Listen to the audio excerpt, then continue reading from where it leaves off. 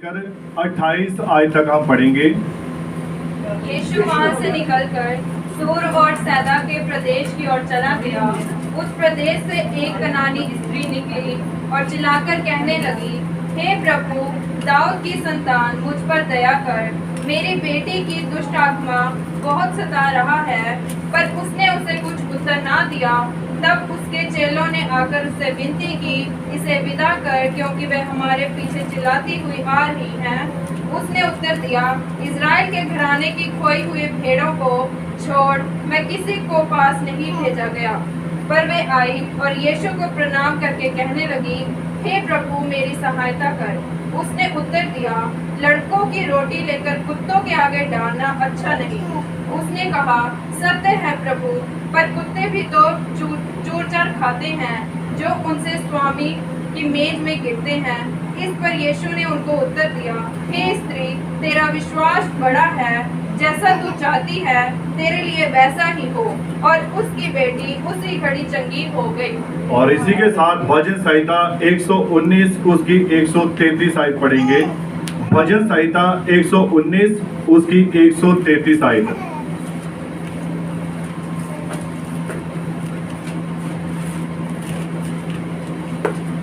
मेरे पैरों को अपने वचन के मार्ग पर स्थिर कर और किसी अनर्थ बात को मुझ पर प्रभुता नाश करने दे। ठीक है, प्रभु आपको बड़ी बरकत दे, आशीष दे। और आइए हम सभी अपने सिरों को झुकाएंगे, आंखों को बंद करेंगे और दुआ में जाएंगे। स्वर्गीय पिता प्रभु यीशु मसीह, तेरा धन्यवाद, तेरी स्तुति और तेरी महिमा करते हैं पिता, आज के सुंदर बढ़िया समय के लिए प्रभु, जो समा तूने तेरे लोगों को दिया है मेरे पिता, कि वो तेरी हजूरी में आए और तेरे नाम को महिमा देने पाए पिता, और होने पाए कि प्रभु तेरा पवित्र आत्मा प्रभु इस सभा को चलाए प्रभु यीशु मसीहा। और प्रभु यीशु मसीह हर एक के हृदय को, हर एक के मन को, हर एक के प्राण को प्रभु तो अपने अधिकार में ले, तो अपने कंट्रोल में ले प्रभु, और सारी महिमा सारा आदर हम तुझे ही देते हैं पिता। प्रार्थना प्रभु यीशु मसीह के नाम से मांगते हैं, आमीन। आप सभी बैठ सकते हैं।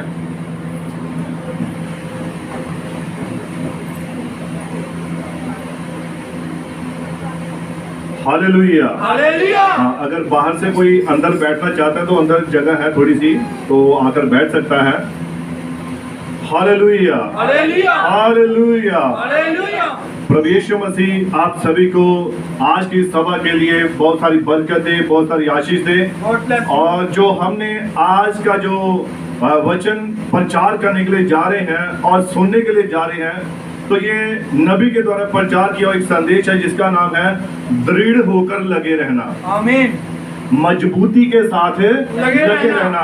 अगर पंजाबी भाषा में कहे तो ढीठ होकर लगे रहना परमेश्वर के वचन के लिए। Hallelujah, hallelujah, hallelujah, hallelujah. तो हमारे युग के नबी ने कहा है, नबी कहता है कि आप जिए इसीलिए किसी को मरना पड़ता है। आमीन। अगर किसी मनुष्य को जीना है तो किसी को मरना पड़ता है ताकि हम जीवन पाए। तो नबी कहता है कि आप जानते हैं कि किसी न किसी चीज को मरना होता है ताकि हम जीवित रहें। आमीन।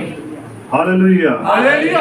कितने इस बात को समझे हैं? आमीन, आमीन। भी हम अगर जीना चाहते हैं, जीवित रहना चाहते हैं, तो हमारे जीवित रहने के लिए किसी को मरना पड़ता है, तब हम जीवित रहते हैं। आगे नबी कहता है कि फसल का काम क्या है, फसल क्या करती है। जैसे गेहूं की फसल है, मक्की की फसल है, दालों की फसल है, कोई भी फसल है, इसका काम क्या है? फसल जो क्या करती है, फसल जीवन लेकर आती है और जीवन को मौत उत्पन्न करनी होती है। फसल क्या करती है? जीवन लेकर आती है, और जीवन किसको उत्पन्न करता है? मौत को उत्पन्न करता है, और मृत्यु के जरिए ही हम जीते हैं। ये बड़ी एक खतरनाक बात है कि कैसे है भाई, पहले हम खाते हैं, फिर जो मरी हुई चीज को खाते हैं, और मरी हुई चीज के ऊपर हम जिंदा रहते हैं। Hallelujah, hallelujah, hallelujah, hallelujah. और नबी कहते हैं कि क्या आप जानते हैं कि हर दिन किसी को आपके लिए मरना पड़ता है ताकि आप जीवित रह सकें। आमीन। आप जीवित रह सकें। आमीन, आमीन। किसी को मरना पड़ता है। और नबी कहता है कि आप मरने वाली वस्तु पदार्थ के द्वारा ही जिंदा रहते हैं। यानी कि आज जो मनुष्य है ये मरी हुई चीजों के ऊपर जिंदा रहता है। अब आप सोचेंगे कैसे भाई, हम तो ताजी सब्जी खाते हैं, हम तो ताजा गोश्त खाते हैं, हम हर चीज ताजी खाते हैं, तो मरी हुई चीज कैसे खाते हैं? Hallelujah, hallelujah, hallelujah. नबी कहता है कि आप मरने वाली वस्तुओं पर उसके ऊपर प्रभाव उनका आपके ऊपर बना रहता है, और आप उनको जब खाते हैं, आप मांस खाते हैं, आप गेहूं खाते हैं, तो किसी ना किसी फसल को, किसी ना किसी जानवर को मरना होता है ताकि हम जिंदा रह सकें। आपने जंगल में एक देखा है काम, वहां पर अगर शेर को जिंदा रहना है तो वो किसको खाता है? हिरन को खाता वो हिरन को खाता है, किसी ऐसे पशु को खाता है ताकि शेर जो है वो जिंदा रह सके। क्योंकि अगर वो मांस नहीं खाएगा तो वो मर जाएगा। वो कुछ भी नहीं खाएगा तो क्या वो हिरन को जिंदा अंदर लेकर जाता है? वो उसको मारता है, फिर उसको खाता है, तब शेर जो है वो जिंदा रहता है। Hallelujah, hallelujah, hallelujah, hallelujah. नबी कहता है इसी प्रकार से जब आप कोई गोश्त खाते हैं, मांस खाते हैं, फसल खाते हैं, गेहूं खाते हैं, तो उन सभी चीजों को मरना पड़ता है, तब आप जिंदा रहते हैं। Hallelujah, hallelujah. फसल के मामले में देखिए, कहता आप गेहूं की रोटी खाते हैं तो गेहूं को मरना पड़ता है। आप मक्की की रोटी खाते हैं तो मक्की को पिसना पड़ता है, चक्की में पहले वो उसको पीसा जाता है, उसकी पिसाई होती है, उसको गूंदा जाता है, तब जाकर रोटी बनती है। फिर उस मक्की को मरना होता है, उस मरी हुई मक्की को हम खाते हैं तो तब हम जीवित रहते हैं। उस मरी हुई गेहूं को हम खाते हैं तब हम जिंदा रहते हैं। इसलिए नबी कहता है कि जो मनुष्य है वो मरी हुई वस्तुओं के ऊपर जिंदा रहता है। Hallelujah, hallelujah, hallelujah. हालेलुया। अब यहाँ पर एक बात है कि मांस ना खाने वाले मांस खाने वाले को तुच्छ ना जाने। मांस खाने वाले मांस ना खाने वाले को तुच्छ ना जाने। भाई तू ये क्यों खाता है? तुझे ऐसा भोजन नहीं करना चाहिए, इससे मुझे ठोकर लगती है, ये होता है, वो होता है, ऐसा वो अपने मन में विचार भी ना लाए। Hallelujah, hallelujah, hallelujah. हालेलुया। दही किसने खाया है? दही सभी ने खाया है, आमीन, है ना? आप जानते हैं कभी आप ये कहते हैं कि ये शाकाहारी है, पर दही शाकाहारी नहीं है। मांसाहारी। इसके अंदर बैक्टीरिया होते हैं, इसके अंदर छोटे छोटे जो बैक्टीरिया होते हैं, अगर आप इसको माइक्रोस्कोप के द्वारा देखेंगे तो आपके इसके अंदर कीड़े कुलबुलाते नजर आएंगे। आप कभी दही नहीं खाओगे तो आप फिर कैसे कहते हो कि हम शाकाहारी हैं? भाई इसीलिए कोई भी हम वस्तु खाते हैं उसे मरना पड़ता है, जब वो मरती है तब हम जीवित रहते हैं। Hallelujah, hallelujah, hallelujah, hallelujah. आप नबी कहता है लेंस के द्वारा देखिए, आपको उसके अंदर कुछ बैक्टीरिया नजर आएंगे, कीड़े हिलते जुलते नजर आएंगे।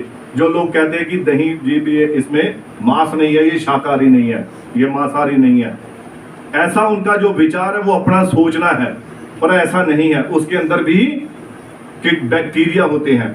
वो बैक्टीरिया लेकिन हमारी सेहत के लिए होते हैं, वो हमारे जीने के लिए बढ़िया होते हैं। Hallelujah, hallelujah, hallelujah. हालेलुया। नबी कहता है कि भौतिक तौर पर तो आप मरने वाली वस्तुओं के ऊपर जिंदा रहते हैं, हम भोजन खाते हैं जिंदा रहने के लिए। फिर क्या ये बात जरूरी नहीं है कि ये सांसारिक वस्तुएं हमारी इस बॉडी के लिए, इस शरीर के लिए ये जरूरी है?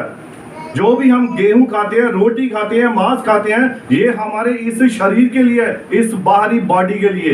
Hallelujah, hallelujah, hallelujah, hallelujah. तो नबी कहता तो फिर क्या ये इसका प्रमाण नहीं है कि किसी को मरना था ताकि हम युगानुयुग जीवित रहें? आमीन। आप सुबह भोजन करते हैं, आपको दोबारा भूख लग जाती है।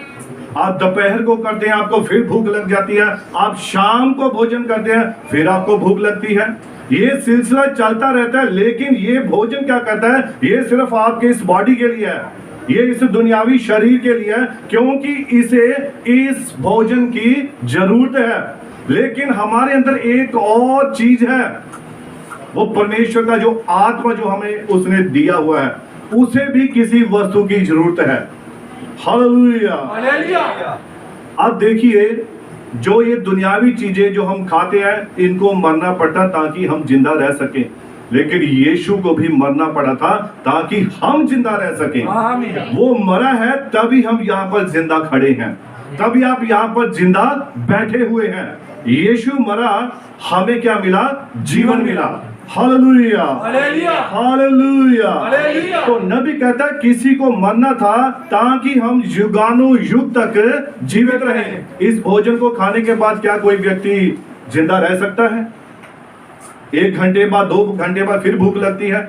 और पवित्र शास्त्र में लिखा है, संत मत्ती के इंजील में, जब प्रभु यीशु मसीह ने 40 दिन 40 रात उपवास रखा था, तब क्या हुआ था? उसके पास कौन आया? शैतान आया। शैतान आया।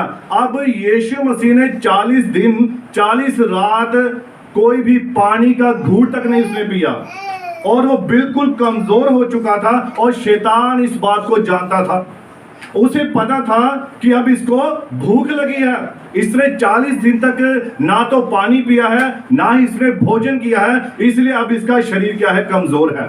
तब शैतान यीशु मसीह के पास गया और उसने क्या कहा कि तेरे बारे में इस पवित्र वचन में लिखा हुआ है, अगर तू कहेगा कि ये पत्थर रोटियां बन जाए तो वो रोटियां बन जाएंगी। तो यीशु मसीह ने उसके उकसाने में नहीं आया, वो उसके उकसाने में नहीं आया कि ये मुझे क्या कर रहा है? बढ़ावा दे रहा, उकसा रहा है। यीशु मसीह ने वचन के द्वारा उसको जवाब दिया था। उसने क्या कहा था कि मनुष्य केवल रोटी के द्वारा जीवित नहीं रहेगा, बल्कि हर एक उस वचन के द्वारा जो परमेश्वर के मुख में से निकलता है, उसके द्वारा जीवित रहेगा। और वो कौन सा वचन है? ये पवित्र बाइबल, नबी के संदेश। जब आप इन संदेशों को सुनते हैं, जब आप वचन को पढ़ते हैं, तब आपका आत्मा क्या होता है? ताकत प्राप्त करता है। और यह हमारे अनंत जीवन के लिए यह भोजन अति आवश्यक है। Hallelujah, hallelujah, hallelujah, hallelujah. Yeshu Masih ने शैतान का मुकाबला हमेशा वचन के साथ ही किया था। शैतान क्या करता है? वो हमेशा अधूरा वचन लेकर आता है। उसने कहा कि अगर तू घिर कर मुझे प्रणाम करे तो ये सारा राज्य, सारा संसार मैं तुझे दे दूंगा। तो यीशु मसीह ने उसके आगे झुका नहीं, सिवाय अपने परमेश्वर के आगे किसी को भी तू प्रणाम ना कर। यीशु मसीह उसको वचन पूरा करके बताया। शैतान हमेशा क्या करता है? अधूरा वचन लेकर आता है, उसके पास पूरा प्रकाशन नहीं है। वो आधी आयत लाएगा, आधा वचन लाएगा, आधी बात कहेगा, बाकी बात उसके पास है ही नहीं। कहां से करेगा? Hallelujah, hallelujah, hallelujah, hallelujah. इसीलिए नबी कहता है कि यीशु पापियों के लिए मरा, और नबी कहता है सबसे बड़ा पापी मैं हूं। और मैं भी कहता हूं कि सबसे बड़ा पापी मैं हूं, क्योंकि यीशु मेरे लिए मरा। आमीन। उसके मरने के द्वारा मेरे सारे पाप जो थे वो क्या हो गए हैं? साफ हो गए हैं। साफ हो गए हैं, स्वच्छ हो गए हैं। मैं बिल्कुल साफ हो चुका हूं, क्योंकि यीशु मेरे लिए मरा, यीशु आपके लिए मरा। Hallelujah, hallelujah, hallelujah. हालेलुया। अब नबी कहता है कि जो हमारी जो देह है, हमारा जो शरीर है, ये एक बीज के समान है। आप बीज किसी भी वस्तु का लीजिए, किसी भी फल का लीजिए, चाहे गेहूं का, चाहे मक्का का, किसी भी चीज का बीज लीजिए। जिस प्रकार से बीज का एक जीवन है, वैसे ही एक मनुष्य का जीवन है। Hallelujah, hallelujah. यह नबी कहता है यह हमारा अपना शरीर है और हमारा अस्तित्व एक बीज के समान है। और बीज ने क्या कहता है? बीज में बाहर की तरफ क्या आता है? खोल होता है। जैसे हमारी बॉडी है, ये हमारा शरीर है, और इसके अंदर क्या है? एक आत्मा है, और आत्मा के अंदर क्या है? एक प्राण है। तो प्राण कहां पर है? वो आत्मा का स्वभाव ही क्या है? प्राण है। Hallelujah, hallelujah, hallelujah. हालेलुया। इसी प्रकार से जो बीज है, बीज के बाहर क्या है? खोल है, उसके अंदर गूदा है, गूदे के अंदर जीवन है। तभी जब बीज जमीन में जाता है, वहां पर सड़ता है, गलता है, मरता है, फिर उसमें से जीवन बाहर आता है। Hallelujah, hallelujah, hallelujah. हालेलुया। नबी कहता है हमारे शरीर की 5 चेतनाएं हैं। कौन कौन सी है? देखना, चखना, सुनना, स्पर्श करना, महसूस करना। ठीक है? कितनी है? 5 चेतनाएं हैं। और ये अब देखिए, कोई भी चीज हम अगर किसी चीज का पता नहीं, तो हम उसको चखते हैं तो हमें पता लगता है ये खट्टी है या ये मीठी है, ये कड़वी है, ये कैसी है। अगर किसी चीज को हम देखकर पता लग जाता है ये चीज धूप निकली हुई है, बादल है, ये है। सुनने के द्वारा नबी कहता है, खुदा का वचन कहता है, कान क्या करते हैं? कान बातों को परख लेते हैं। जिस प्रकार से जीभ जो है ये भोजन के स्वाद को चख लेती है, इसी प्रकार से कान क्या करते हैं? कान जो बातों को, वचन को परख लेते हैं कि ये कैसे हैं, अच्छे हैं या बुरे हैं। Hallelujah, hallelujah. नबी कहता है फिर भी जो खुदा ने आदम और हव्वा के समय से ही ये दोनों, ये पांचों बातें हैं, ये मनुष्य के शरीर के अंदर रखी हुई हैं। ये उत्पत्ति से ही उसके अंदर है ये बातें। हालेलुया। उसके बाद हम देखते हैं कि सबसे भीतर एक प्रवेश मार्ग है और वो स्थान है आपकी स्वे इच्छा। 5 चेतनाएं, देखना, चखना, सुनना, स्पर्श करना और महसूस करना, ये 5 चेतनाएं हैं।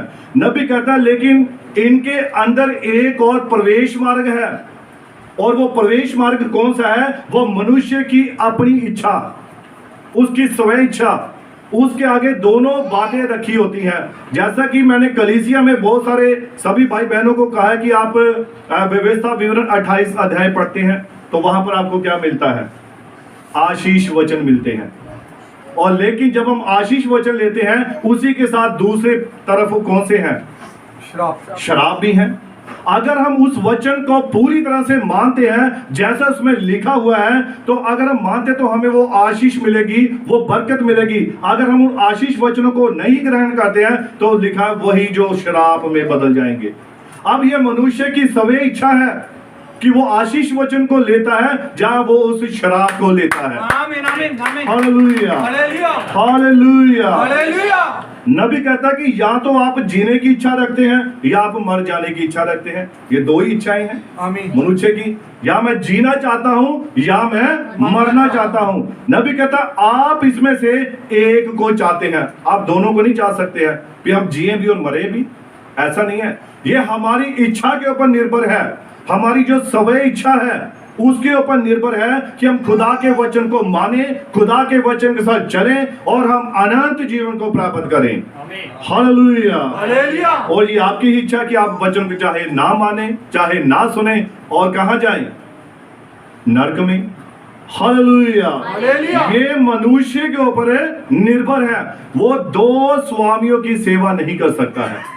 जैसा कि संत मत्ती की इंजील में लिखा है कि मनुष्य जो है वो 2 स्वामियों की सेवा नहीं कर सकता। के कर सकता है? नहीं कर सकते। नहीं कर सकता है। वो उसको एक की ही सेवा करनी पड़ेगी, या तो उसे परमेश्वर की सेवा करनी पड़ेगी या उसे शैतान की सेवा करनी पड़ेगी। नबी कहता है कि 2 आत्मा इस जगत में काम कर रही हैं।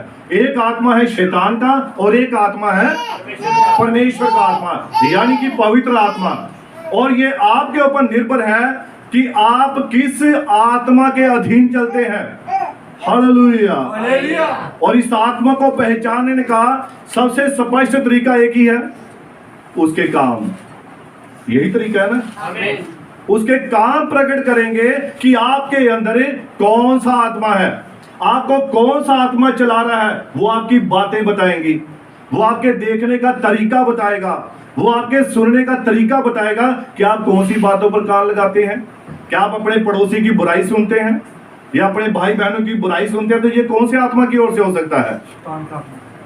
अगर हम किसी की बातों की चुगली करते हैं या किसी की गलत बातों को सुनते हैं तो ये कौन सा आत्मा करवा रहा है? ये शैतान का आत्मा है। अगर हमारे मुंह से कोई भी ऐसी गलत बात निकले जो खुदा के वचन के खिलाफ है तो ये कौन सा आत्मा है? शैतान का आत्मा है। अगर हम कुछ गलत देख रहे हैं या गलत होता हुआ देख रहे हैं तो ये कौन सा आत्मा है?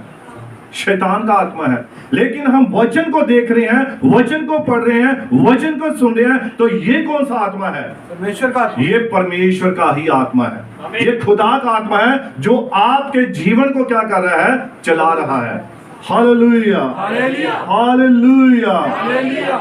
नबी कहता है कि ये 5 चेतनाएं अच्छी हैं, बढ़िया हैं। लेकिन ये कब अच्छी और बढ़िया है? किस वक्त ये अच्छी और बढ़िया है? ये सभी मनुष्यों के पास है, चाहे वो इस वचन को मानता है चाहे नहीं भी मानता है, लेकिन उसके ऊपर भी, उसके अंदर भी ये 5 चेतनाएं काम करती हैं।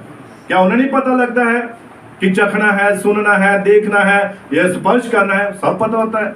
लेकिन नबी कहता है ये पांचों चेतनाएं तब अच्छी हैं, तब बढ़िया हैं अगर ये वचन के साथ सहमत हैं।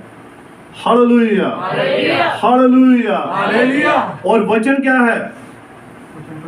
वचन परमेश्वर है। Hallelujah, hallelujah, hallelujah. हालेलुया। नबी कहता है कि दो आत्माओं में से किसी एक के ही आपको अधीन होना होता है। ऐसा नहीं हो सकता है अभी चर्च में यहाँ पर हम बढ़िया बढ़िया प्रचार करें, बढ़िया बढ़िया आशीष दें, बढ़िया बढ़िया अच्छे वचन बोलें, लेकिन चर्च से बाहर जाकर हम कुछ और बोलना शुरू कर दें, कुछ और बातें करना शुरू कर दें। चर्च में आकर हम बड़े अच्छे धार्मिक व्यक्ति बनकर दिखाएं, बढ़िया विश्वासी बनकर दिखाएं, बाहर जाकर हमारा स्वभाव कुछ और हो। तो आप दो स्वामियों की सेवा नहीं कर सकते हैं। आपको तो एक ही सेवा करनी है, एक के ही अधीन चलना होता है, दृढ़ होकर, मजबूत होकर, ढीठ होकर। Hallelujah, hallelujah, hallelujah. हालेलुया। नबी कहता है कि शैतान के बारे में आप ध्यान से सुनिए। अब जैसा कि लोग सोचते हैं कि शैतान वैसा नहीं है, जिस प्रकार से उनके मन में या उनके हृदय में या उनके दिमाग में एक विचार है कि शैतान शायद उसके बड़े लंबे लंबे सींग होंगे भाई, या उसके बड़े लंबे लंबे दांत होंगे। नबी कहता है शैतान ऐसा नहीं है। बहुत सारी माएं बच्चों को डरती है, देख लंबे सींग वाला भूत बाहर खड़ा है। ऐसा नहीं करना है। Hallelujah, hallelujah. हालेलुया। शैतान ऐसा नहीं है। नबी कहता है शैतान नीच है, वो कुटिल चालें चलता है, धूर्त है वो। शैतान ऐसा है। मैं आपको इसको नबी के संदेश में से पढ़कर सुनाना चाहता हूं, आप ध्यान से सुनिए।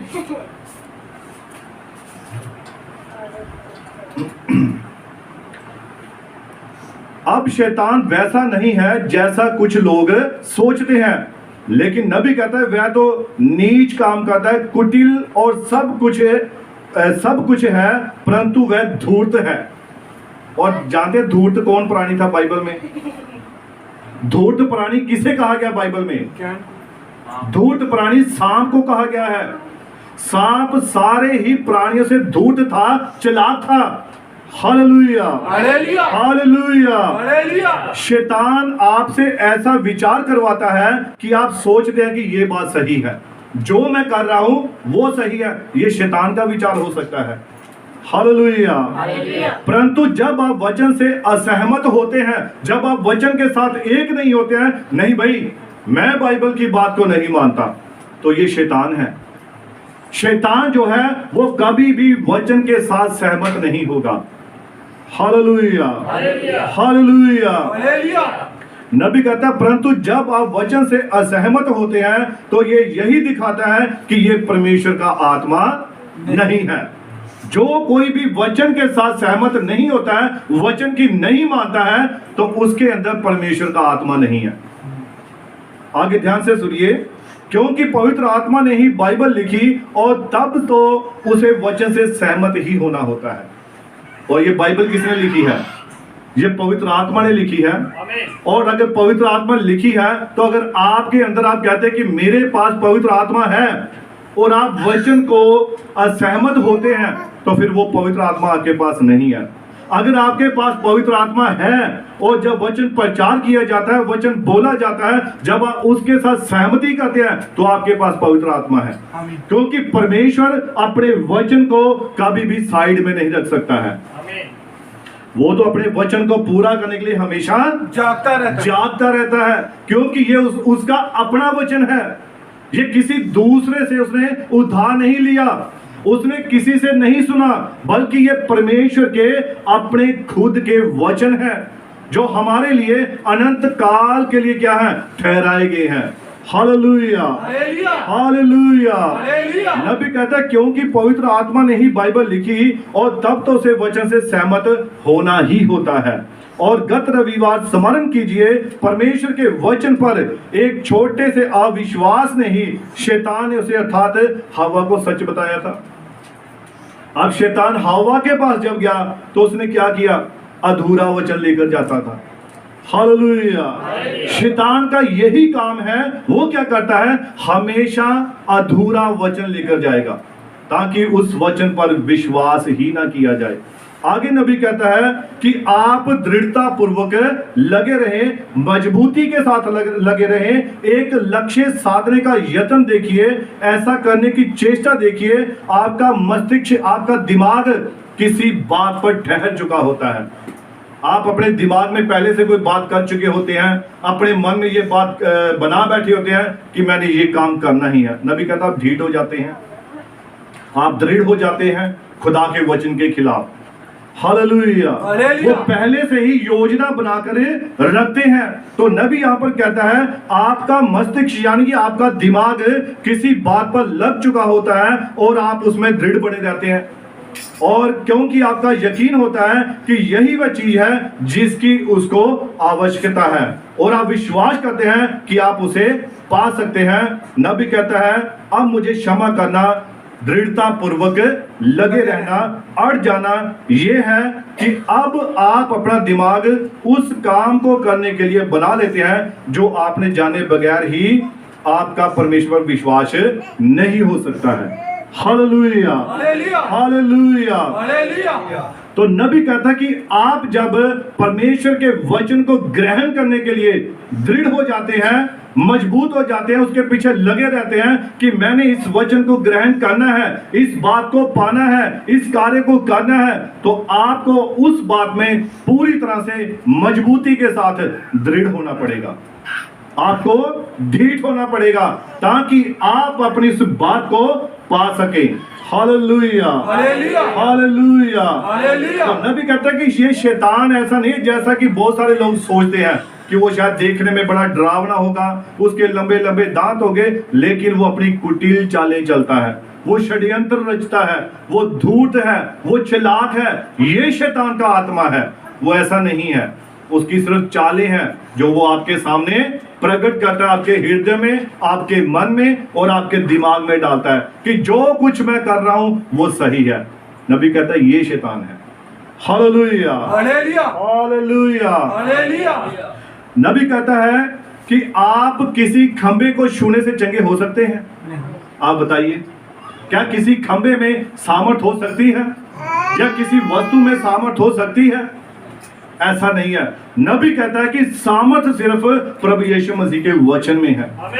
जब आप वचन को पकड़ लेते हैं तब क्या होते हैं, आप चंगे होते हैं, तब आपके जीवन में बेदारी आती है, तब आप अपने मुख से परमेश्वर की क्या करते हैं, महिमा करते हैं और उसकी स्तुति करते हैं, उसकी आराधना करते हैं। जब हम देखते हैं कि मूसा जब फिरौन के पास गया था तो उसने जब वहां पर उस लाठी को फेंका था, लाठी क्या बन गई थी? लाठी सांप बन गई थी। लेकिन अगर हम वचन में देखें, लाठी किसको बयान करती है? लाठी तो वचन को बयान करती है। जब ये वचन कभी आप अपने हाथ से छोड़ देते हैं तो ये आपके लिए मौत बन जाता है। यही वचन आपके लिए मौत बन जाएगा। जब आप यीशु को छोड़ देते हैं, वचन को छोड़ देते हैं, तो आप शैतान के शिकंजे में हैं, तो आप शैतान के चंगुल में हैं। जैसे ही मूसा ने उस छड़ी को नीचे फेंका तो वो सांप बन गई। तो सांप का काम क्या है? डसना। उसके अंदर क्या है? जहर है। वो जहर ही उगलेगा। तो जब कभी मूसा ने उस लाठी को फेंका तो वो सांप बन गई, लेकिन जैसे ही उसको पकड़ लिया वो उसके लिए खुदा का वचन बन गया। Hallelujah, hallelujah, hallelujah, hallelujah. नबी कहता है कि दृढ़ता पूर्वक मजबूती के साथ लगे रहें, आप अपने विश्वास में बने रहें। आपके पास कौन सा विश्वास है? नबियों और रसूलों वाला। Hallelujah, hallelujah. कौन सा विश्वास है? नबियों और रसूलों वाला। और जिसके कोने का पत्थर कौन है? यीशु मसीह, खुद यीशु मसीह है। हम उस नींव के ऊपर बने हैं जो नबियों और रसूलों की नींव के ऊपर बनी है, और कोने का पत्थर यीशु मसीह। हम इस विश्वास पर खड़े हैं। तभी तो वचन में हमने क्या पढ़ा? भजन संहिता 119 133 पढ़िए। मेरे पाँव को अपने वचन के मार्ग पर स्थिर कर। मेरे पाँव को अपने वचन के मार्ग पर क्या कर? स्थिर कर। हाँ जी। और किसी अनर्थ बात को मुझ पर प्रभुता ना करने। और किसी भी अनर्थ बात को मुझ पर प्रभुता ना करने दे। जब कभी आपके कदम परमेश्वर के वचन पर हैं, मजबूती के साथ खड़े हैं, विश्वास के साथ खड़े हैं, तो कोई भी अनर्थ बात, कोई भी ऐसी बात जो वचन के खिलाफ है, आपके ऊपर अपना प्रभाव नहीं कर सकती है। फिर चाहे शैतान आपके पास आकर कैसी भी बातें क्यों ना करे, आपको कुछ भी क्यों ना कहे, अगर आप वचन के ऊपर खड़े हैं, वचन के ऊपर स्थिर हैं, तो आपके ऊपर उसकी बातों का कोई भी प्रभाव नहीं पड़ेगा। Hallelujah, hallelujah. नबी कहता है कि दृढ़ता पूर्वक मजबूती के साथ लगे रहे, जैसे वो विधवा औरत अपने न्याय को पाने के लिए दृढ़ता पूर्वक मजबूती के साथ लगी रही थी। हम इसको वचन में देखते हैं, संत लूका की अंजील 18 अध्याय उसकी पहली आयत से पढ़ेंगे। यहां पर हम विधवा के बारे में देखते हैं, जो अपने न्याय को पाने के लिए पूरी तरह से दृढ़ होकर लग गई थी कि मैंने अपना न्याय पाना ही पाना है। हाँ जी, पढ़िए। फिर उसने इसके विषय में कि नित्य प्रार्थना करना और हियाव न छोड़ना चाहिए। अब ध्यान से सुनिए, पहली बात में क्या आया है और इसके विषय में क्या कह रहा है खुदा का वचन है। हाँ जी, पढ़िए। नित्य प्रार्थना करना, नित्य क्या है? हर रोज प्रार्थना करना। हाँ जी। और हियाव न छोड़ना, और हिवाए हौसला नहीं छोड़ना है। हाँ जी। उनसे ये दृष्टांत कहा, और इसके बारे में यानी कि हर रोज दुआ करनी और हौसला नहीं छोड़ना, कि प्रभु सुबह भी दुआ की थी, कल भी की थी, पास्टर साहब से भी दुआ करवाई, कोई फर्क नहीं पड़ रहा है, कोई कुछ असर नहीं हो रहा है। लेकिन बाइबल क्या कह रही है कि नित्य हर रोज प्रार्थना करनी और हौसला नहीं छोड़ना। दूसरी बात यही है, हौसला नहीं छोड़ना, अपने उस वचन पर दृढ़ होकर लगे रहना है। जो प्रार्थना हो चुकी है उसके ऊपर दृढ़ होकर लगे रहना है, ठहरे रहना है। हाँ जी, पढ़िए। किसी नगर में एक न्यायी रहता था, किसी नगर में एक न्यायी जो था वो रहता था, जो न परमेश्वर से डरता था। अब ये एक ऐसा न्यायी था जो ना तो परमेश्वर से डरता था और न किसी मनुष्य की परवाह और करता था। ना ही वो किसी मनुष्य की परवाह करता था। उसके मन में ना तो परमेश्वर का कोई डर था और ना ही किसी मनुष्य से वो डरता था। उसे किसी की परवाह नहीं थी और वो अपनी मर्जी से, अपनी ही स्वे इच्छा से अपने जीवन को गुजार रहा था। कोई डर खौफ नहीं। Hallelujah, hallelujah, hallelujah. हाँ, पढ़िए आगे। उसी नगर में एक विधवा भी रहती थी, और उसी नगर में एक विधवा स्त्री रहती थी, जो उसके पास आकर कहा करती थी, हाँ जी, मेरा न्याय चुकाकर मुझे मुद्दई से बचा। हाँ, अब ये जो विधवा औरत थी, ये इस न्याय के पास आती थी, हर रोज आती थी, मेरा न्याय चुका दे, मेरा न्याय चुका, मेरा न्याय कर। लेकिन ये तो किसी से डरता ही नहीं था, इसे तो किसी की परवाह ही नहीं थी, ना तो इसके हृदय में परमेश्वर का भय था, ना किसी मनुष्य का था, और वो अपनी मर्जी से सब कर रहा था। और ये विधवा इसके पास हर रोज आती थी, हर रोज इसके पास आकर क्या करती थी? अपने न्याय को मांगती थी। हाँ जी, पढ़िए। कुछ समय तक तो वह ना माना, और कुछ समय तक ये अधर्मी न्याय जो था वो नहीं माना, उसने उसकी बातों पर कान ही नहीं दिया, उसकी बातों को सुना ही नहीं। फिर क्या हुआ? परंतु अंत में मन में विचार करके कहा, परंतु एक दिन क्या हुआ? उसने भी अपने मन में ये विचार किया कि अब क्या होने वाला है भाई, मैं तो इस औरत से जो बार बार आ रही है और मुझसे न्याय मांग रही है, ना तो मैं किसी मनुष्य की परवाह करता हूँ, ना मैं परमेश्वर का भय रखता हूँ, और ये औरत बार बार आकर क्या कर रही है? मुझे तंग कर रही है, मुझे परेशान कर रही है। हाँ जी, पढ़िए। यद्यपि मैं ना परमेश्वर से डरता, यद्यपि ना तो मैं परमेश्वर से डरता हूँ और ना मनुष्यों की कुछ परवाह करता हूँ, और ना ही मैं मनुष्यों की कुछ परवाह करता हूँ। हाँ जी। तो भी ये विधवा मुझे सताती रहती है। तो भी ये विधवा बार बार आकर मुझे क्या कर रही है? सताती है। हाँ जी। इसीलिए मैं उसका न्याय चुकाऊंगा। इसीलिए अब मैं क्या करूंगा? इसका न्याय चुकाऊंगा। इसका न्याय चुकाऊंगा। अब इसका मन नरम क्यों हो गया? क्यों हो गया उसका मन नरम? घृणा लगी थी। क्योंकि वो दृढ़ता के साथ न्याय मांग रही थी। वो हर रोज जाती थी, चाहे उसकी प्रार्थना सुनी जाती थी चाहे नहीं सुनी जाती थी, लेकिन वो दृढ़ होकर, ढीठ होकर, मजबूती के साथ उससे अपना न्याय मांगती थी। उसे इस बात की परवाह नहीं थी कि ये न्याय जो है मेरी बात पर कान लगा रहा है या नहीं लगा रहा है। बहुत बार हमारे जीवन में भी ऐसा होता है, हम दुआ करते रहते हैं, बार बार करते हैं, सुबह करते हैं, शाम को करते हैं, लेकिन कोई जवाब नहीं आता है। होता है ना ऐसा कई बार। आमीन। तो ये औरत क्या कर रही है? इसने हिवाए नहीं छोड़ा, इसने हौसला नहीं छोड़ा, बल्कि ये और मजबूती के साथ और दृढ़ता के साथ उसके पास जाकर अपने न्याय को मांगती रही। तब उसने कहा कि ना तो मैं मनुष्य से डरता हूं, ना परमेश्वर का भय रखता हूं, पर मैं इसका न्याय चुकाऊंगा। पड़ गया ढीला। हालेलुया। हालेलुया। किस प्रकार से वो ढीला पड़ा? क्योंकि औरत की दृढ़ता ने, उसकी मजबूती ने, उसके ढीठपुणे ने उसको न्याय करने पर मजबूर कर दिया। हालेलुया।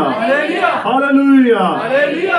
अगर कोई बीमारी है, अगर कोई परेशानी है, कोई काम अगर शैतान ने रोक रखा है, आप पूरी तरह से खुदा के आगे दृढ़ हो जाइए। क्यों नहीं खुदा करेगा? पूरी तरह से दृढ़ हो जाइए, मजबूती के साथ लग जाइए। आप ये मत सोचिए कि मुझे अभी जवाब क्यों नहीं मिला, मुझे अभी उत्तर क्यों नहीं मिला। आप दृढ़ होकर लगे रहिए, हौसला मत हारिए। हाँ जी, पढ़िए आगे। कहीं ऐसा ना हो कि घड़ी घड़ी आकर अंत को मेरी नाक में दम करे। और ऐसा ना हो कि ये बार बार आकर क्या कर रही है? मेरी नाक में दम कर दिया है, इसने सांस लेना मुश्किल कर दिया है। अब मैं क्या करूंगा? मैं इसका न्याय चुकाऊंगा। हाँ जी, पढ़िए। प्रभु ने कहा, सुनो, यह अधर्मी न्याय क्या कहता है। अब यीशु मसीह जो दृष्टांत बता रहा था, उसने कहा कि ये अधर्मी न्यायी, इसने क्या किया था? कि ये ना तो उसकी प्रार्थना को सुन रहा था, ना जवाब दे रहा था, ना डर भय रख रहा था किसी का भी, लेकिन उसने क्या कहा? हाँ जी, पढ़िए। सुनो, यह अधर्मी न्याय क्या कहता है। ये अधर्मी न्यायी क्या कहता है? इसीलिए क्या परमेश्वर अपने चुने हुओं का न्याय ना चुकाएगा। तो यदि ये अधर्मी न्यायी जो खुदा का डर नहीं मानता, जिसे वचन का भी नहीं मानता है, वचन को भी नहीं मानता है, पढ़ता है, वो अधर्मी न्यायी अगर बार बार उसके पास जाने पर उसने उस औरत का न्याय कर दिया, तो हमारा स्वर्गीय पिता प्रभु यीशु मसीह जब हम उसके आगे दुआ करते हैं, प्रार्थना करते हैं, तो क्या वो हमारी नहीं सुनेगा? सुनेगा। वो जल्दी ही सुनेगा। हालेलुया। हालेलुया। हालेलुया। हालेलुया। हाँ जी, पढ़िए। जो रात दिन उसकी दुहाई देते रहते हैं। तो क्या वो अपने लोगों की, उनकी दुहाई को नहीं सुनेगा? जो रात दिन उसके आगे दुआ करते रहते हैं, जो रात दिन उसके आगे घुटनों के बल झुके रहते हैं, जो अपने कार्यों को छोड़कर उसकी हजूरी में आते हैं, तो क्या खुदा उनकी दुआ नहीं सुनेगा? सुनेगा। ये अधर्मी न्यायी जो है, अगर ये कर सकता है, तो वो स्वर्गीय पिता जिसने हमें बनाया, जिसके हम बेटे और बेटियां हैं, तो क्या वो हमारी दुआ नहीं सुनेगा? दृढ़ता पूर्वक लगे रहना, हौसला नहीं छोड़ना, मजबूती के साथ लगे रहना, तब हमारी दुआ का उत्तर आता है, हालेलुया। तब हमें जवाब मिलता है। आमीन। आमीन। हालेलुया। हालेलुया। हालेलुया। हम देखते हैं कि नूह नबी के बारे में, जब नूह नबी के पास खुदा ने वचन को भेजा, तो नूह नबी ने उस वचन को दृढ़ता पूर्वक मजबूती के साथ पकड़े रखा था। उसके पास वचन आया था, उसको पता था कि आकाश से बारिश आने वाली है, जबकि उस समय ऐसा कुछ भी नहीं था। वहां के उस समय के वैज्ञानिकों ने आकाश में दूरबीन लगाकर देख लिया भी ऊपर तो पानी की एक बूंद भी नजर नहीं आती, और ये नूह नबी कहता ऊपर से बारिश आएगी। ऐसा कुछ भी नहीं था, लेकिन उसने खुदा के वचन को दृढ़ता पूर्वक पकड़े रखा था, उसने उसको छोड़ा नहीं था। लोग आते थे, उसका मजाक उड़ाते थे, और नूह नबी जानता था कि एक दिन ये सारी कुदरत हिलने वाली है, ये सारी सृष्टि हिलने वाली है।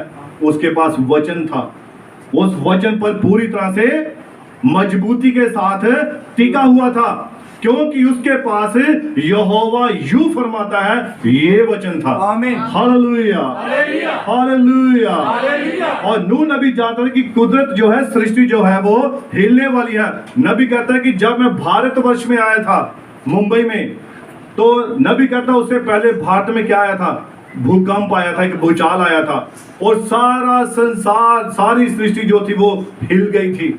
हालेलुया। हालेलुया। और नबी कहता अब एक बार फिर से आकाश और पृथ्वी हिलने जा रहे हैं। Hallelujah, hallelujah. अब्राहम को देखिए, अब्राहम अपने विश्वास में पूरी तरह से दृढ़ था, मजबूत था।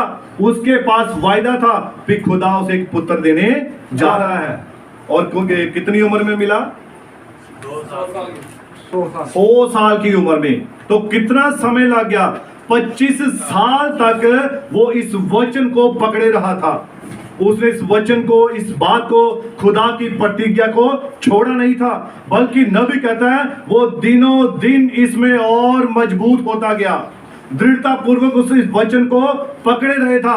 और एक दिन खुदा ने उसके जीवन में अपने वचन को पूरा भी करके दिखाया था। Hallelujah, hallelujah. दूसरा राजा 7 अध्याय 3 में जब हम पढ़ते हैं तो यहाँ पर 4 कोढ़ियों के बारे में बताया जा रहा है। ये 4 ऐसे कोढ़ी थे, और आप जानते हैं जो कोढ़ी व्यक्ति होता है, इसे इन लोगों को समाज में से, गांव में से बाहर निकाला होता है, और ये वहां एक कोठरी में या किसी ऐसी कुटिया में रहते थे, और लोग इनको अगर रोटी भी देते थे तो दूर से फेंकते थे। समाज में इनकी कोई इज्जत नहीं होती थी, क्योंकि इनको एक ऐसा रोग लगा होता था। Hallelujah, hallelujah. हाँ जी, पढ़िए। 4 कोढ़ी फाटक के बाहर थे। हाँ जी। वे आपस में कहने लगे, हाँ जी, हम क्यों यहाँ बैठे बैठे मर जाएं? अब यहाँ पर आराम देश ने जब हमला किया था तो यहाँ पर क्या अकाल पड़ा हुआ था, और ये कोढ़ी जो थे इनके पास खाने को कुछ भी नहीं था, क्योंकि लोग इनको दूर से ही भगा देते थे। लेकिन जब इन कोढ़ियों को पता लगा कि सेना जो थी उसने यहाँ पर अपनी छावनी लगा रखी है, और ये जानते थे कि अगर हम गांव में जाएंगे तो लोग हमें मार देंगे, और अगर हम यहाँ बैठे रहें तो यहाँ बैठे बैठे भूखे मर जाएंगे, तो इससे अच्छा है कि हम दृढ़ होकर, मजबूत होकर हम छावनी में ही क्यों ना चले जाएं। तो वहां कुछ ना कुछ खाने को मिलेगा, अगर मिल जाएगा ठीक है, नहीं तो मरना तो हमने है ही। ये अपनी इस बात में दृढ़ हो गए। उन्होंने अपने आप को क्या कर लिया? बिल्कुल दीन कर लिया, अपने आप को बिल्कुल नीचे गिरा लिया कि अब हम क्या हैं? कुछ भी नहीं है। हाँ जी, पढ़िए। यदि हम कहें नगर में जाएं, यदि हम कहें कि नगर में जाएं तो वहाँ मर जाएंगे। तो वहां मर जाएंगे, क्योंकि लोग पत्थर मारकर इनको मार देते थे कि ये तू नगर में क्यों आ गया भाई। तो लोग हमें क्या कर देंगे? लोग हमें मार देंगे। हाँ जी, क्योंकि वहाँ अकाल पड़ा है। क्योंकि वहां क्या पड़ा है? अकाल पड़ा है। हाँ जी। और यदि हम यहाँ बैठे रहें, और यदि हम यहाँ बैठे रहें तो भी मर ही जाएंगे। तो भी मर ही जाएंगे। इसीलिए आओ हाँ जी। हम आराम की सेना में पकड़े जाएं। इसीलिए आओ कि हम आराम की सेना में उन सैनिकों, जैसे आप कहते हैं ना, अगर बॉर्डर पार कर लेंगे तो सैनिक क्या करते हैं? दूसरी फौज क्या करेगी? आपको पकड़कर कैदी बना लेगी, फिर आपसे पूछताछ करेगी। इसी बहाने वो आपको खाना भी खिलाएगी, इसी बहाने वो आपको और भी चीजें, जो आप कहोगे हमें ये दो खाने के लिए, तो हम आपको ये बात भी बताएंगे, वो भी बताएंगे। यही बात वो अपने मन में सोच रहे थे कि इसीलिए हम क्या करें? हम छावनी में चले तो सैनिक पकड़ लेंगे। अरे ये तो इजरायली, जो इजराइल देश है वहां के रहने वाले हैं, इनको तो सब पता होगा वहां क्या योजना हो रही है, वहां पर क्या हो रहा है, तो हम इनको पकड़ लेंगे। तो अपने आप को उन्होंने क्या किया? दीन किया, और दृढ़ होकर क्या हो गए? लग गए। हाँ जी, पढ़िए।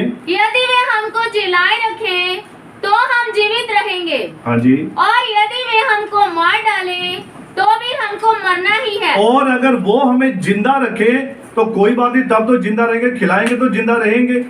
और अगर वो मार डालेंगे तो वैसे भी तो हमें अकाल पड़ा है, मरना तो है ही। तो वो दृढ़ होकर इस बात को लेकर वहां दुश्मनों के बीच में चले गए। और जब वो नबी कहता है कि वहां वो छावनी में गए, तो वहां पर क्या माहौल था? वहां छावनी बिल्कुल खाली थी, और सारा सामान जो था, घोड़े बंधे हुए थे, वहां पर सामान जो था वैसे ही पड़ा हुआ था, बिखरा पड़ा था सामान। और जब ये कोढ़ी उस छावनी के अंदर गए, अपने दुश्मनों की छावनी के अंदर गए, तो वहां सारा फौज का खाना पड़ा हुआ था, खाने की वस्तुएं पड़ी थी। और इन्होंने क्या किया?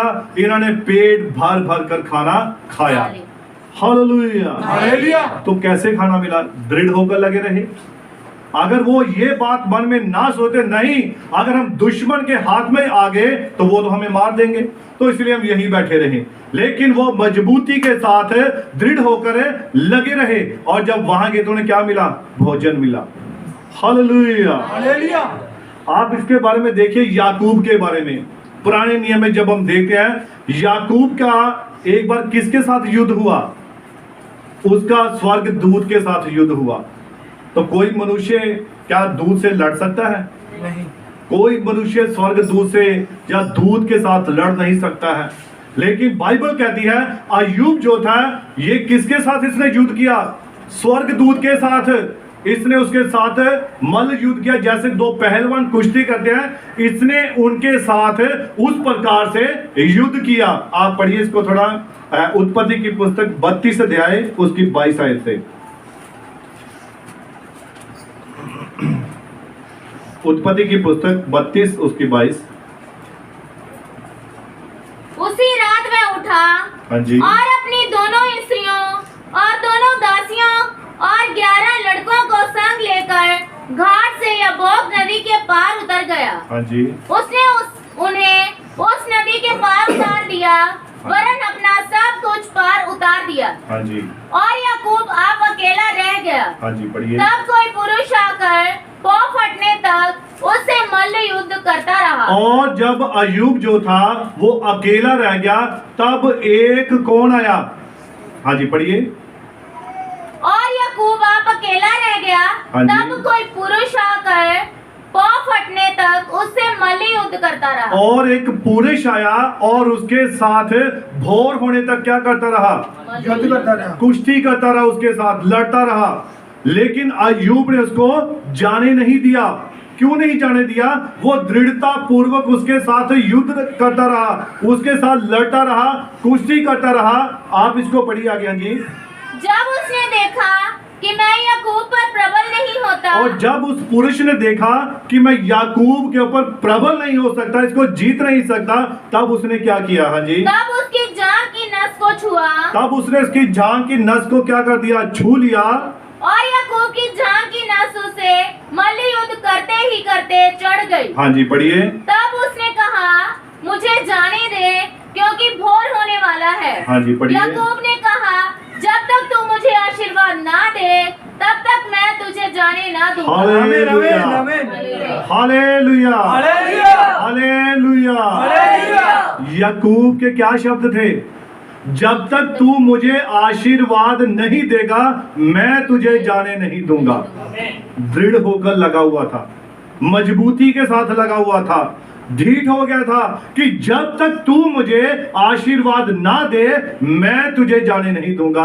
क्योंकि दूत का समय हो गया था वापस जाने, खुदा के हजूर खड़े होना आता है, तो उसको जाने नहीं दे रहा था। जब तक तू मुझे आशीर्वाद ना दे, मैं तुझे जाने नहीं दूंगा। आप अगर कोई बीमार है, अगर कोई दुष्ट आत्मा से झगड़ा है, अगर कोई रोगी है, घुटनों के बल आइए, खुदा को बोल दिए, मैं तब तक नहीं उठूंगा या तब तक नहीं उठूंगी जब तक तू मेरी चंगाई मुझे नहीं देता है। आमीन। हालेलुया। हालेलुया। जब तक तू मेरी परेशानी को दूर नहीं कर देता है, तब तक खुदा मैं तेरे दर को नहीं छोड़ूंगी, तब तक मैं तेरे वचन को नहीं छोड़ूंगी। आप अपनी चंगाई को मांगिए। अय्यूब ने जबरदस्ती दृढ़ता पूर्वक लगा रहा और आशीर्वाद को प्राप्त किया। और जानते उसको क्या आशीर्वाद मिला था? उसने पूछा, तेरा नाम क्या है? तो उसने कहा याकूब। और याकूब के नाम का मतलब क्या है? धोखेबाज। अड़ंगेबाज, धोखेबाज, धोखा देने वाला। और खुदा ने क्या किया? उसके नाम को चेंज कर दिया, बदल दिया, और क्या नाम रखा? इज़राइल रखा। और इज़राइल का मतलब क्या है? शुद्ध मन। शुद्ध मन के लोग। अब वो धोखेबाज नहीं था, अब वो शुद्ध मन का विश्वासी था। क्योंकि उसने ये अधिकार कैसे पाया? दृढ़ता पूर्वक, मजबूती के साथ वो लगा रहा, दुआ में लगा रहा, प्रार्थना में लगा रहा, और उसने खुदा से वो आशीर्वाद पाया। हालेलुया। हालेलुया। ये युद्ध कौन सा था? ये प्रार्थना का युद्ध है। ये आप कितनी प्रार्थना करते हैं खुदा के साथ? आप उसके हजूर कितनी देर बैठते हैं? जब घुटनों में दर्द होने लगता है आप जल्दी उठ जाते हैं, थोड़ी सी परेशानी आई आप उठ जाते हैं, बहुत प्रार्थना हो गई। सोचते तो हम ये हैं कि हम सारी रात दुआ करेंगे, मैं आज पूरा दिन उपवास रखकर दुआ में बैठूंगा, लेकिन 5 मिनट दुआ होती है, घुटनों में दर्द होना शुरू हो जाता है। तो हम युद्ध तो शुरू में ही हार जाते हैं। तो आशीर्वाद कैसे लेंगे? अपनी चंगाई को कैसे प्राप्त करेंगे?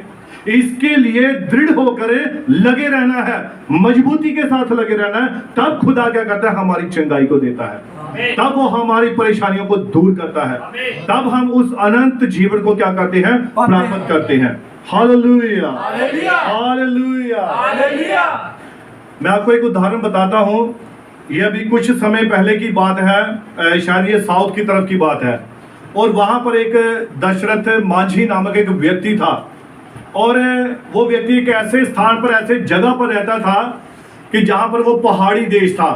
और उसकी पत्नी अचानक बीमार हो गई, और घर में जब वो बीमार हुई तो उसको लेकर जाने के लिए, हॉस्पिटल तक जाने के लिए एक बहुत बड़े पहाड़ को घूमकर जाना पड़ता था।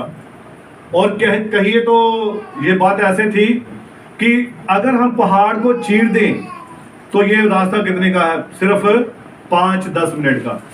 तो अगर पहाड़ को घूम कर जा रहे हैं तो वही रास्ता कितना हो गया? 2-2.5 घंटे, 5 घंटे, जितना भी हो सकता है। तो ये सच्ची बात है। और वो अपनी पत्नी को, बीमार पत्नी को जब लेकर गया तो उसकी रास्ते में ही मौत हो गई। क्यों हो गई? क्योंकि पहाड़ बहुत बड़ा था, घूमकर जाना था, रास्ते में ही मर गई। लेकिन अब इसने अपने मन में एक मजबूत इरादा कर लिया, दृढ़ इरादा कर लिया। वो क्या था? इस पहाड़ में से रास्ता निकालना है। और वो उसी समय से जब उसकी पत्नी की मौत हुई, उसके बाद उसने उस पहाड़ को अपने ही हाथों से कुछ गैंती वगैरह या कस्सी लेकर उसने क्या किया? उसको खोदना शुरू कर दिया। करते करते करते करते मेरे ख्याल से शायद वो उसको 40 साल लग गए उस पहाड़ में रास्ता बनाने के लिए। और एक दिन उसने उस पहाड़ को चीर कर रास्ता बना दिया, और उसकी प्रशंसा पूरे भारतवर्ष में हुई थी। टीवी में, न्यूज में उसके बारे में बहुत बताया गया था कि इस एक व्यक्ति ने इतने बड़े पहाड़ को खोदकर रास्ता बना दिया। अब गांव वाले कम से कम 40-50 गांव थे जो उस रास्ते से जाते थे, लेकिन अब उनका रास्ता कितने मिनट का हो गया? 5 मिनट का, 5 या 10 मिनट का, 20 मिनट का हो गया होगा। लेकिन घूमकर जाने में वही 2-2.5 घंटे का रास्ता था। तो ये कैसे संभव हुआ? दृढ़ता पूर्वक, मजबूती के साथ लगा रहा। अगर वो सोचता नहीं भाई इतना बड़ा पहाड़ है, मुझे क्या जरूरत है भाई, अगर मेरे घर में ऐसे हुआ तो बाकियों के भी हो। लेकिन उसने ऐसा नहीं सोचा, वो दृढ़ता पूर्वक लग गया। और उस व्यक्ति का नाम दशरथ माझी है, और साउथ की तरफ का है वो। और आप शायद अगर न्यूज ढूंढेंगे वहां आपको इसके बारे में मिल जाएगा। तो उसने अपने मजबूत इरादे के साथ, अपनी पक्की बात के साथ उस पहाड़ को भी क्या कर दिया? चीर कर रख दिया, उसमें से रास्ता बना दिया। नबी कहता है दृढ़ता पूर्वक लगे रहें अपनी चंगाई के लिए, अपनी आशीषों के लिए, अपनी बरकतों के लिए, अपने बच्चों के लिए, दुआ के लिए, वचन के लिए आप दृढ़ता पूर्वक लगे रहे। Hallelujah, hallelujah. छोटा दाऊद जो था वो दृढ़ता पूर्वक मजबूती के साथ गोलियत के सामने खड़ा हो गया। जबकि नबी कहता दाऊद छोटा सा लड़का ही था, लेकिन दाऊद जो था वो, गोलियत जो था वो बहुत ऊंचा, तगड़ा, लंबा व्यक्ति था। और उसने 40 दिन तक इजरायली कौम को क्या कर रहा था? उनको ताने मीने, उनकी निंदा कर रहा था, उनको गालियां निकाल रहा था। लेकिन दाऊद जब आया तो दाऊद मजबूती के साथ, दृढ़ता के साथ उसके सामने खड़ा हो गया। तो उसने क्या कहा गोलियत ने कि तो ये छोटा सा डंडा लेकर मेरे पास आता है? क्या मैं कोई एक जानवर हूं? क्या कोई मैं कुत्ता हूं जो मुझे डराने के लिए छोटा सा डंडा लेकर आया है? तो उसने कहा कि तू तो मेरे पास इतना बड़ा भाला, हो सकता वो 12 फुट का हो सकता वो 15 फुट का हो, तू इतना बड़ा भाला लेकर मुझे मारने के लिए आ रहा है, लेकिन मैं तेरे पास यहोवा का नाम लेकर आता हूं, और आज ही यहोवा तुझे मेरे पांव के नीचे करेगा। Hallelujah, hallelujah. और दाऊद ने क्या किया? उसने वहां से 5 छोटे छोटे चीकने पत्थर लिए। अब इतने पत्थर में क्या सामर्थ हो सकती है? क्या उसमें कोई ताकत है? कितने बड़े दुश्मन को मार गिराए? लेकिन उसने क्या कि अपने गोफन में उस छोटे पत्थर को रखा और घुमाया, ऐसा घुमाया और सीधा निशाना उसके माथे की ओर लगाया और वो पत्थर जो था वो उसके माथे में घुस गया।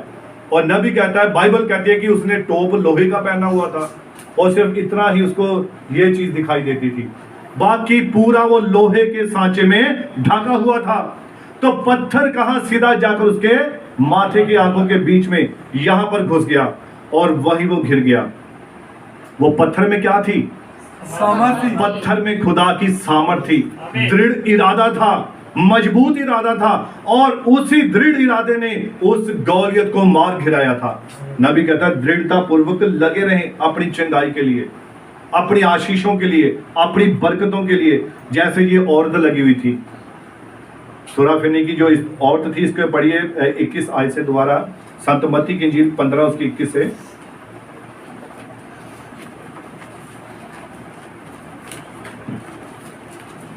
संत मत्ती की इंजील 15-21 आयत से।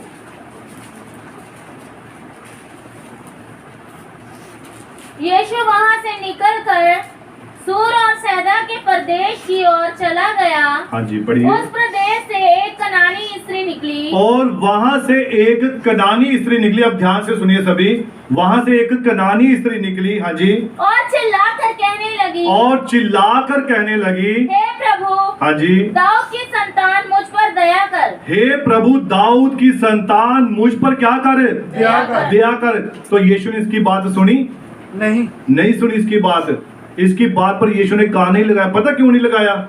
क्यों नहीं लगाया था इसकी बात पर कान? इसने यीशु को क्या कहा था? दाऊद की संतान। लेकिन यीशु अन्य जातियों के लिए दाऊद की संतान नहीं है, वो अन्य जातियों के लिए प्रभु है। उसने कि उसकी बात पर कान नहीं लगाया। हाँ जी पढ़िए। मेरी बेटी को दुष्ट आत्मा बहुत सता रहा है। अब इस कनानी स्त्री ने क्या कहा कि हे प्रभु दाऊद की संतान तू क्या कर, मेरी बेटी को क्या कर, दया कर, क्योंकि उसे दुष्ट आत्मा सता रहा है। हाँ जी। पर उसने उसे कुछ उत्तर ना दिया। पर उसने उसको कुछ उत्तर ना दिया। हाँ जी। तब उसके चेलों ने आकर उससे विनती की, हाँ जी। इसे विदा कर, हाँ जी। क्योंकि वह हमारे पीछे चिल्लाती हुई आ रही है। और चेलों ने यीशु के पास आकर कहा कि इसे क्या कर, इसे विदा कर, इसे जाने दे, जो इसकी मुसीबत है, मुश्किल है, प्रार्थना है, उसको सुन और इसको भेज, क्योंकि ये पीछे पड़ी हुई है। हाँ जी पढ़िए। उसने उत्तर दिया, हाँ जी। इज़राइल के घराने की खोई हुई भेड़ों को छोड़ मैं किसी के पास नहीं भेजा गया। इज़राइल। अब यीशु ने जवाब दिया। अब ये यीशु का जवाब था किसके लिए? इस कनानी औरत के लिए। ध्यान से सुनिए, इसी बात को आपने पकड़ना है। कनानी स्त्री को जवाब क्या मिला? वो किसके लिए आई थी? अपनी बेटी के लिए, क्योंकि उसकी बेटी में दुष्ट आत्मा था और वो अपनी बेटी की चंगाई के लिए यीशु के पास आई और यीशु ने उसकी प्रार्थना कोई और कान नहीं लगाया, जबकि वो चिल्ला रही थी। अब आवाज दे तो हो सकता है नहीं आवाज पहुंचे, लेकिन चिल्लाकर भी बुलाएं तभी आवाज ना पहुंचे, ये कैसी बात हो सकती है? तो यीशु ने उसकी बात पर कान नहीं लगाया, उसकी बात का जवाब नहीं दिया और चेलों ने कहा कि प्रभु इसे क्या कर, इसे विदा कर।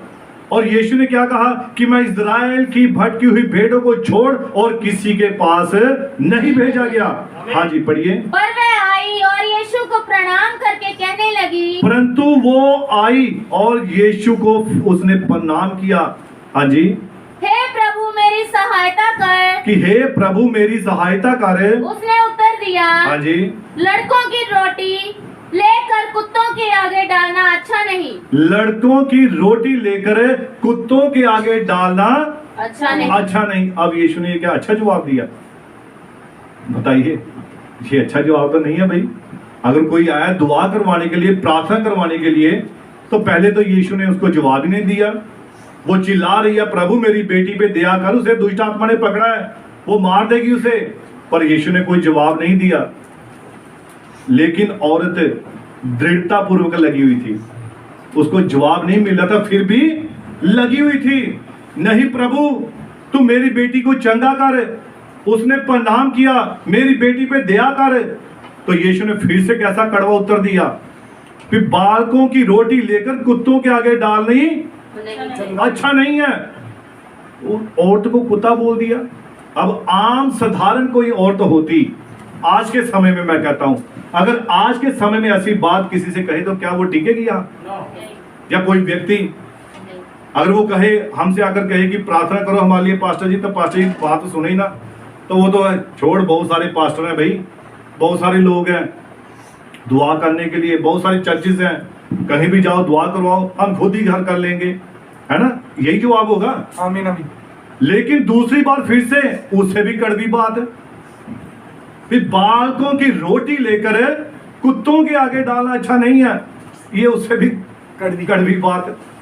तो उस औरत का आगे क्या जवाब था? वो दृढ़ता पूर्वक लगी हुई थी, मजबूती के साथ लगी हुई थी। उसने इन बातों की ओर ध्यान ही नहीं दिया कि यीशु क्या कह रहा है। उसने ये नहीं सोचा कि उसने मुझे कौन सी उपाधि दी है, उसने मुझे क्या कहा है, उसने इस बात की ओर ध्यान नहीं दिया। लेकिन क्या कहा उसने आगे? हाँ जी पढ़िए। उसने कहा सत्य है प्रभु। उसने क्या कहा? भी सच है प्रभु, ये बात बिल्कुल सत्य है कि हम हैं। उसने अपने आप को बना लिया, उसने अपने आप को उस जानवर के साथ मिला लिया कि हम ऐसे ही हैं। तो ये कैसा विश्वास है भाई? आज के समय में ऐसा विश्वास है? किसी के पास नहीं मेरे ख्याल से ऐसा विश्वास। लेकिन उस औरत ने कहा कि सच है प्रभु, कि जो तूने कहा वो बिल्कुल सत्य है। हाँ जी पढ़िए। सत्य है प्रभु, पर कुत्ते भी वह चूर चार खाते हैं हाँ जी, जो उनके स्वामियों की मेज से गिरते हैं। ये बात प्रभु पूरी तरह से सच है, लेकिन वो जो लोग हैं, जो कुत्ते हैं, वो बालकों की मेज से गिरने वाले भोजन को खाते हैं आमीन और उसी पर जीवित रहते हैं। आमीन। अब उसने अपने आप को कितना दीन किया, कितना नम्र किया। उसने उस बात के कान नहीं लगाया कि मुझे उसने यही शब्द कहे हैं, ऐसी बात कही है। आज के समय में लोग उठकर चले जाते, अरे कैसा प्रभु है, चंगाई देने के बजाय हमें कुत्ते बना रहा है भाई, ऐसा ही है। लेकिन उसने वो क्या देख रहा था? उसकी दृढ़ता को देख रहा था, उसकी मजबूती को देख रहा था, वो उसके इरादे को देख रहा था। कौन से इरादे के साथ आई है, कौन से विश्वास के साथ आई है, कैसी दृढ़ता लेकर आई है। इसलिए नबी कहता है दृढ़ होकर लगे रहो, तब चंगाई मिल जाएगी, आमीन। तब आपकी जो आशीष है वो आपको मिल जाएगी। दृढ़ होकर लगे रहो। आप पवित्र आत्मा चाहते हैं, आपको पवित्र आत्मा मिल जाएगा, दृढ़ होकर लगे रहो। आप पवित्र आत्मा के वरदान पाना चाहते हैं, दृढ़ होकर लगे रहो, मजबूती के साथ लगे रहो, क्योंकि खुदा का तो ये वायदा है कि तू मुझसे मांग तो मैं तेरी हर एक बात को पूरा करूंगा, आमीन। जो वचन के अनुसार है। आमीन। Hallelujah, hallelujah. हालेलुया। हालेलुया। हाँ जी पढ़िए। इस पर यीशु ने उसको उत्तर दिया, इस पर यीशु ने उसे उत्तर दिया, हे स्त्री, हाँ। तेरा विश्वास बड़ा है। हे स्त्री, तेरा विश्वास बड़ा है। यीशु क्या देख रहा था? उसके विश्वास को देख रहा था कि क्या ये मेरी बातों को झेल पाती है, वचन को झेल पाती है, वचन को सुन पाती है, वचन को ग्रहण कर पाती है या नहीं कर पाती है। लेकिन उसने एक एक वचन को ग्रहण किया। सच है प्रभु, सच है प्रभु। उसने हर एक बात को सच कहकर ग्रहण किया। तो यीशु, तेरा विश्वास बड़ा है, जा तेरी बेटी क्या हो गई? चंगी हो गई। और जैसे ही नबी कहता है उसने अपने मन में इस बात को ग्रहण किया था, उसकी बेटी दूर घर में उसी वक्त चंगी हो गई थी। ये आपका विश्वास है। आप यहाँ बैठे हुए हैं, आप अपने मन में, अगर आप अपने किसी बच्चे के लिए, अपने पति के लिए, अपने किसी बेटे के लिए या बेटी के लिए, अपने भाई के लिए अगर आप दुआ कर रहे हैं, प्रार्थना कर रहे हैं, चंगा वहां हो रहा है। आमीन। Hallelujah, hallelujah. हालेलुया। हालेलुया। हाँ पढ़िए। जैसा तू चाहती है तेरे लिए वैसा ही हो। जैसा तू चाहती है तेरे लिए वैसा ही हो। दृढ़ता पूर्वक लगे रहना। आज हमें एक विश्वासी को अपने पूरे मजबूत इरादे के साथ खुदा के वचन को पकड़ना है। वो 12 साल की जो रोगी औरत थी, उसने इस बात को पकड़ लिया था कि जब तक मैं यीशु के पल्ले को छू ना लूंगी मैं चंगी नहीं होंगी। और उसने ये निश्चय कर ली, दृढ़ इरादा कर लिया कि मैं यीशु के पल्ले को छू लूंगी, बस टच ही करना है। टच किया तो मैंने चंगी हो जाना है। तो इतनी भीड़ में से निकलती हुई वो जैसे ही यीशु के पास पहुंची तो क्या हुई? चंगी होगी। उसी वक्त उसने उस निश्चय के साथ, दृढ़ता के साथ, मजबूती के साथ उसके पल्ले को छुआ तो उसी घड़ी वो चंगी हो गई। उसका जो जख्म था वो उसी वक्त उसके अंदर सूख गया था। Hallelujah, hallelujah. नबी कहता कि आज विश्वासी के पास यही दृढ़ता होनी चाहिए, ये विश्वास होना चाहिए कि हम जिस यीशु के पास आए हैं वो सब कुछ करने में सामर्थी है। उसके लिए कोई भी काम मुश्किल नहीं है। Hallelujah, hallelujah. आप अपनी चंगाई के लिए अड़ जाइए दृढ़ इरादे के साथ कि प्रभु आज मैंने चंगाई लेनी है। हालेलुया। शिमशोन दृढ़ इरादे के साथ युद्ध करने चला गया, जबकि वो सारे सैनिक थे, उनके पास क्या थे? हथियार। बड़े बड़े हथियार, भाले, तलवारें थी, लेकिन उसके पास पता क्या था? जबड़ा। गधे की हड्डी, जबड़े की। ज्यादा से कितनी बड़ी होगी? 1.5 फुट की होगी, या 1 फुट, 1.25 फुट, 1.5 फुट होगी। उसने इस 1.5 फुट की नई हड्डी के साथ 1000 फलिश्तियों को मार गिराया था। कैसे? दृढ़ इरादे के साथ। उसे पता था कि खुदा ही मेरी ओर से युद्ध करेगा। वो जानता था कि ये हड्डी नहीं है, हड्डी के अंदर परमेश्वर की सामर्थ है। और उसने उस छोटी हड्डी के साथ ही 1000 व्यक्ति को, जिनके पास 6-6 फुट के भाले थे, जिनके पास 3-3 फुट की तलवारें थी, उन और टॉप थे उनके पास, उसने क्या किया? उन सभी को उस एक जबड़े, गधे की जबाड़े की हड्डी से मार गिराया था। कैसे? दृढ़ इरादे के साथ। आज भी आप अपनी बीमारी को दृढ़ इरादे के साथ मार सकते हैं, मजबूती के साथ। वो जबाड़ा क्या है? खुदा का वचन। वो हड्डी क्या है? खुदा का वचन है। वो वचन की तलवार है। इब्रानिया 4:12 में क्या लिखा है? पर हर एक परमेश्वर का वचन जो है वो क्या है? हर एक 2 धारी तलवार से भी चोखा है। वो क्या करता है? हृदयों को, गुर्दों को, गूदों को आर पार क्या कर देता है? छेद के रख देता है। खुदा का वचन ही है। आप इसे पकड़ लीजिए दृढ़ता पूर्वक, मजबूती के साथ। खुदा आपको आशीष देगा, आपको बरकत देगा। Hallelujah, hallelujah. प्रभु यीशु मसीह अपने इस वचन के द्वारा आप सभी को बहुत सारी बरकत दे, बहुत सारी आशीष दे। और जितने भी भाई बहन दूर से आए, नजदीक से आए हैं, मैं विश्वास करता हूँ कि वो पवित्र आत्मा ही है जो उनके हृदयों से बात करता है। प्रभु आप सभी को बरकत दे, आशीष दे। सभी को मेरी ओर से जय मसीह की।